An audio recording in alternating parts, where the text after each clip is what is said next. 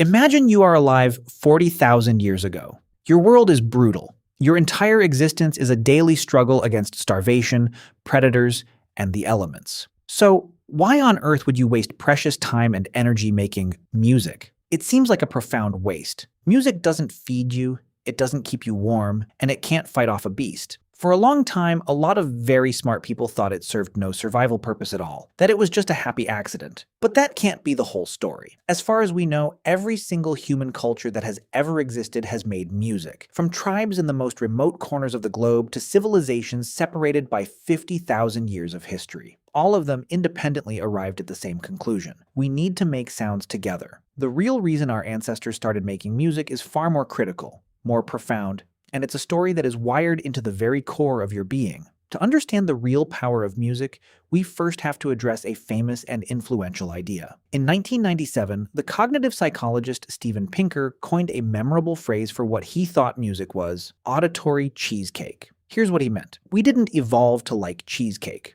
We evolved to crave high-energy foods rich in sugar and fat because they helped us survive. Cheesecake is just a modern invention that happens to perfectly push all those ancient pleasure buttons in our brains. Pinker argued music does the same thing. It's a confection that tickles our auditory pathways and borrows parts of the brain that evolved for more important things, like language and pattern recognition. In this view, music is an evolutionary freeloader, beautiful, but ultimately meaningless. For a while, this idea was compelling. It made a certain cold, logical sense, but it struggles to explain the sheer, overwhelming universality and emotional power of music. If it was just a trivial dessert for the ears, why would virtually every culture invest so much of its identity, its rituals, and its time into it? The answer, many researchers now believe, is that music isn't a dessert.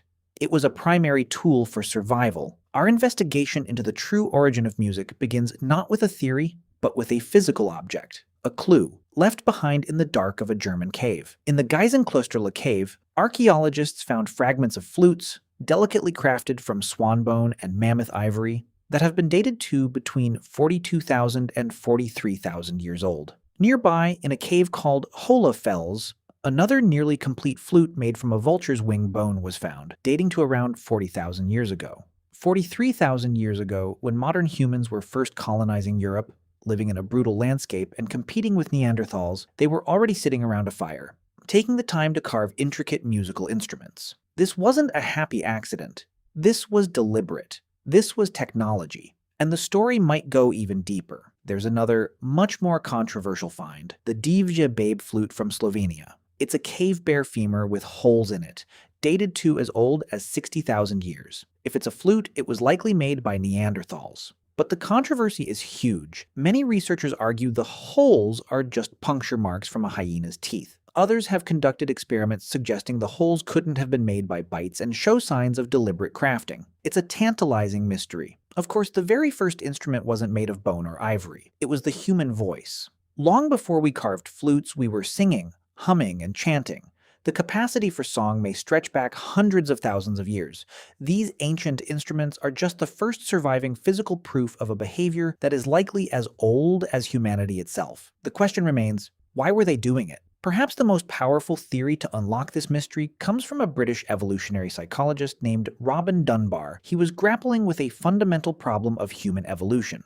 Our primate ancestors, like chimpanzees today, form bonds and alliances through social grooming. They physically pick through each other's fur, an activity that is calming, builds trust, and releases pleasure-inducing brain chemicals. But grooming has a critical limitation. You can only do it with one individual at a time. Dunbar calculated that as human brains and social groups began to expand, our ancestors hit a wall. A group of around 150 people, the estimated cognitive limit for stable social relationships in humans, simply couldn't stay bonded through one-on-one grooming. There weren't enough hours in the day. This created what Dunbar calls a bonding gap. If the group couldn't maintain its cohesion, it would splinter. And a small, fractured group is a dead group. They needed a new bonding mechanism, a technology that could do the work of grooming, but on a mass scale. One of the key solutions Dunbar and others propose was music. Music, in this view, is a form of grooming at a distance. It allows a large group of people to share a single, unifying experience all at once, triggering the same bonding chemicals in everyone's brain simultaneously. This isn't just a clever idea. A growing body of neuroscience backs it. When you sing with other people or dance in a group, your brain releases a powerful neurochemical cocktail. Two of the most important ingredients appear to be endorphins and oxytocin. Endorphins are the body's natural opioids, producing feelings of pleasure and euphoria. Robin Dunbar's research has shown that performing music together actively can trigger an endorphin release, which is a key chemical reward for social bonding in all primates. At the same time, your brain can release oxytocin, often called the love hormone or trust molecule. It's the chemical that helps bond a mother to her child and forges deep feelings of connection and empathy. Several studies have shown that group singing is associated with increased oxytocin levels, promoting feelings of social connection. The combination can be electric. The rhythm synchronizes your bodies, the melody synchronizes your emotions, and the neurochemicals help synchronize your brains. The barrier between self and other begins to feel a little more porous. You feel part of something larger than yourself. This is why a choir singing in harmony feels so profoundly connected, and why a rowing team pulling in perfect rhythm feels like a single organism. That feeling isn't a metaphor. It's a biological reality taking shape. While social bonding is a leading hypothesis for music's evolution, it probably wasn't the only one. Once this powerful tool existed, our ancestors likely adapted it for other crucial survival tasks. Charles Darwin himself was the first to propose the sexual selection hypothesis. He argued music may have begun as a courtship display, like a bird's complex song. An individual who could sing or play skillfully was demonstrating their intelligence, health, and fitness, making them a more attractive mate. It also became a tool for mother-infant bonding. The sing-song, melodic pattern of motherese that parents use instinctively with babies all over the world is a form of music. It communicates safety and emotional information long before an infant understands words, strengthening that crucial parent-child bond. And finally, it could be used for group defense. Some anthropologists have argued that early humans used rhythmic chanting and stomping as a collective display to intimidate predators. A lone human is easy prey. A group of 50 people chanting and moving in unison is a terrifying and confusing wall of sound and fury. It wasn't one or the other.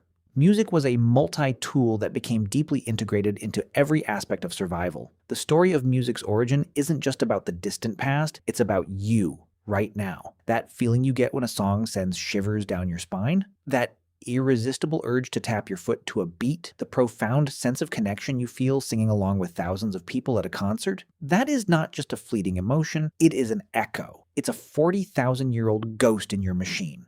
It's the resonance of an ancient survival mechanism that bonded your ancestors together and helped our species thrive. Music is one of the threads that connects you to every human who has ever lived. It wasn't just a cultural invention we could take or leave. Many scientists believe it's a behavior that has been woven into our very neurology. It's a fundamental part of what makes us human. So the next time you put on your favorite song, remember this. You didn't just learn to love music.